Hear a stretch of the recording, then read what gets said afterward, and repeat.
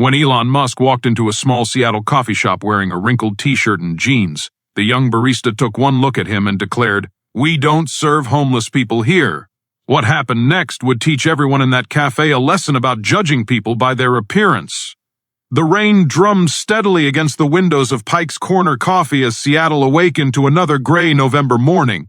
Steam rose from the espresso machines while the rich aroma of freshly ground coffee beans filled the cozy 30-seat cafe.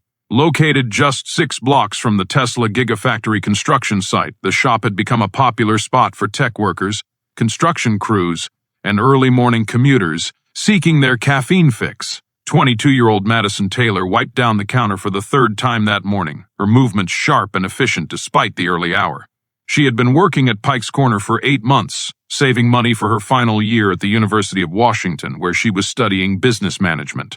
The job paid well enough, especially with tips from the tech crowd, but dealing with difficult customers was becoming increasingly frustrating. Madison took pride in maintaining the cafe's upscale atmosphere. The owner, Patricia Williams, had been clear about the establishment's image.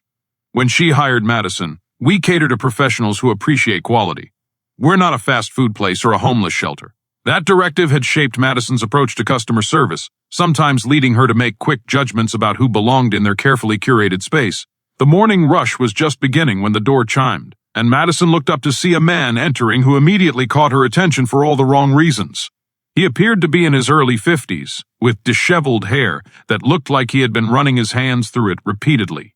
His clothes told a story of a rough night: a wrinkled SpaceX t-shirt with what appeared to be coffee stains, faded jeans with dirt on the knees, and scuffed sneakers that had seen better days. The man's eyes were bloodshot, and his face showed the unmistakable signs of exhaustion. He moved with the careful, deliberate steps of someone who had been awake far too long, occasionally stumbling slightly as he made his way toward the counter. To Madison, he looked exactly like the homeless individuals she had been trained to politely but firmly turn away.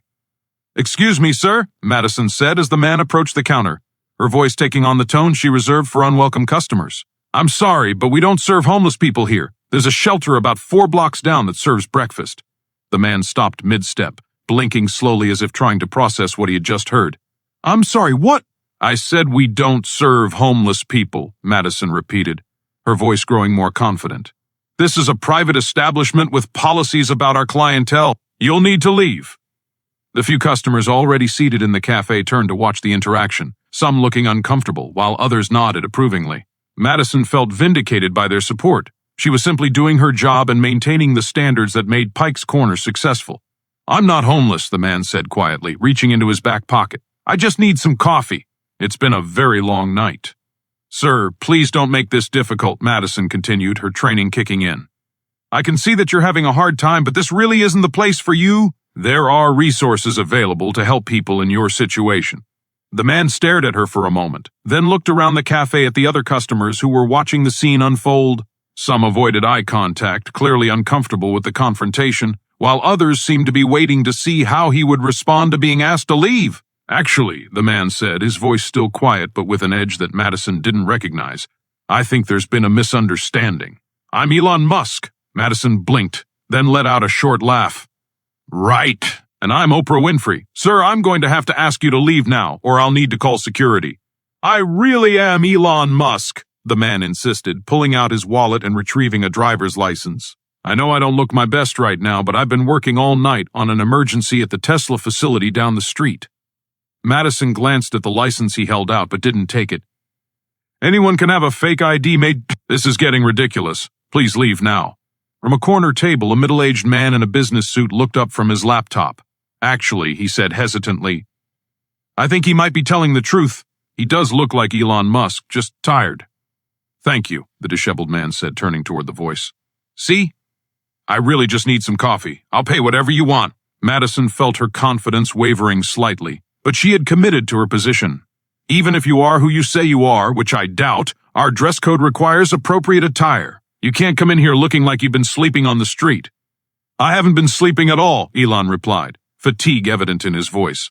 "There was a critical issue with one of our battery production lines. I've been troubleshooting for the past 30 hours straight. I just wanted a cup of coffee before I head home." A woman at another table whispered loudly to her companion, "I think it really is him. I saw him on the news last week." Her statement sent a ripple of uncertainty through the cafe as other customers began to take closer looks at the tired stranger. Madison, however, remained unconvinced and increasingly defensive. "Look, I don't care if you're Elon Musk, Bill Gates, or the President of the United States. You look homeless, you're disrupting our atmosphere, and I'm asking you to leave. Those are the rules." The silence that followed was heavy and uncomfortable. Elon stood there for a moment, processing the situation. He could have pulled out his phone, shown her his Tesla employee badge, or called someone to verify his identity. Instead, he simply nodded.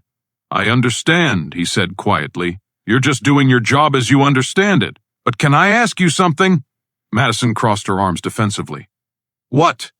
"When you look at me, what do you see?" "I see someone who clearly can't afford our coffee and doesn't belong in our establishment." "And what tells you that? Specifically?" Madison gestured at his appearance. "Your clothes are wrinkled and stained. You look like you haven't showered. You're stumbling around like you're drunk or high. Those are all signs that someone isn't suitable for our clientele." Elon nodded thoughtfully. "So you're judging my character, my worth, and my ability to pay based entirely on how I look at this moment?" "It's not personal," Madison said, though her voice carried less certainty than before. "It's just business." "I see." Elon reached into his pocket and pulled out his phone. "Would you mind if I made a quick call?" "Sir, I've asked you to leave. Just one call. 30 seconds. Before Madison could object further, Elon dialed a number. "Hi, Patricia. It's Elon Musk. Yes, the Elon Musk. I'm standing in your coffee shop right now, and I'm having an interesting conversation with one of your employees about customer service philosophy."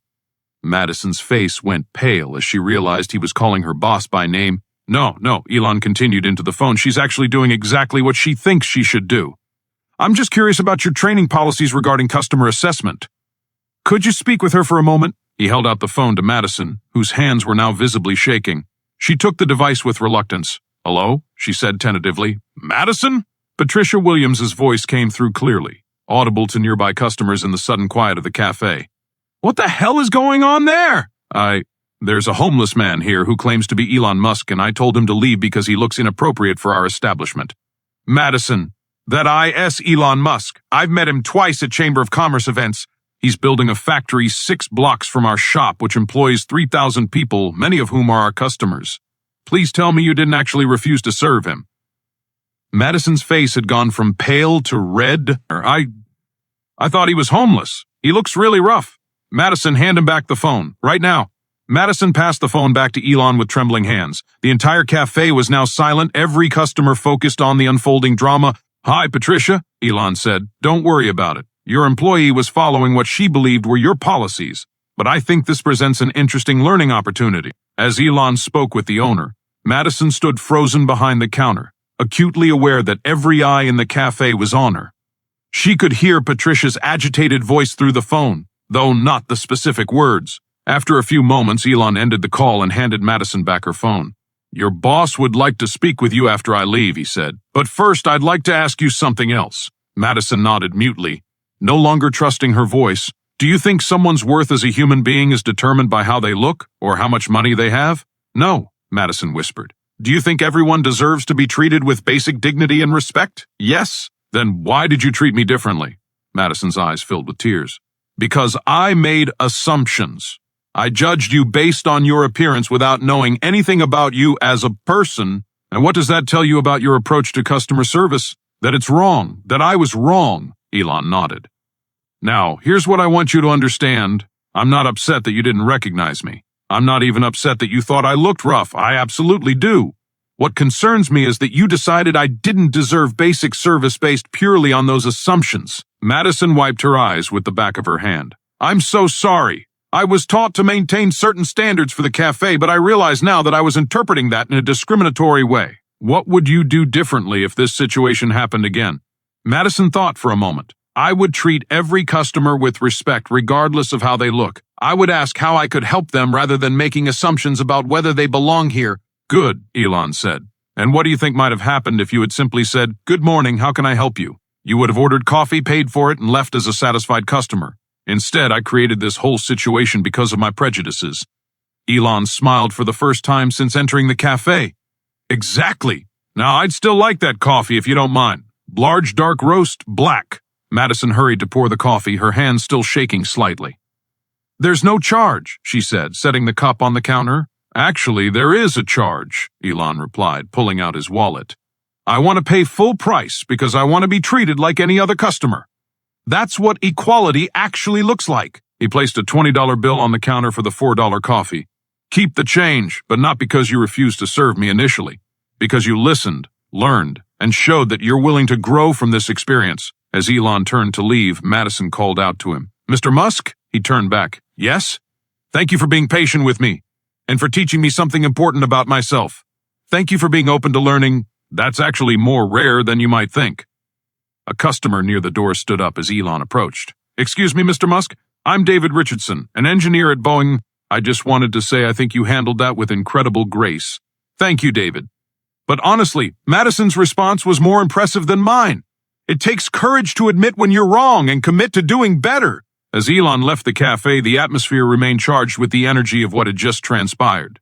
Madison stood behind the counter, acutely aware that her life had just changed in ways she was only beginning to understand. Within an hour, Patricia Williams arrived at the cafe.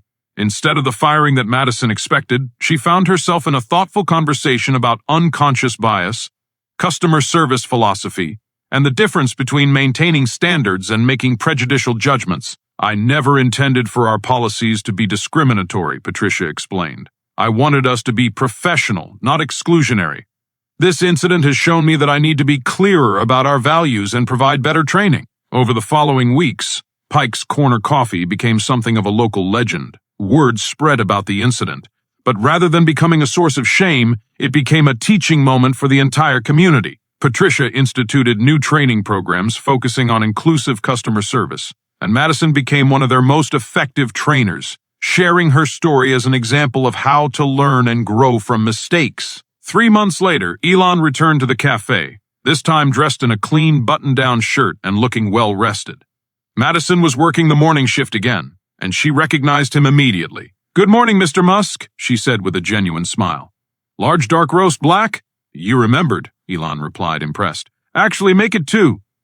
I'm meeting someone here. As Madison prepared the order, she said, I wanted you to know that what happened here changed more than just my approach to customer service. It changed how I see people in general. I'm more aware of my assumptions now, more willing to question my first impressions. That's wonderful to hear. Growth mindset is one of the most valuable things a person can develop. I'm also finishing my business degree with a focus on inclusive management practices. I want to make sure that when I have my own business someday, no one ever feels unwelcome because of how they look or what someone assumes about their circumstances. Elon smiled as he accepted his coffee. That sounds like the kind of business I'd want to support.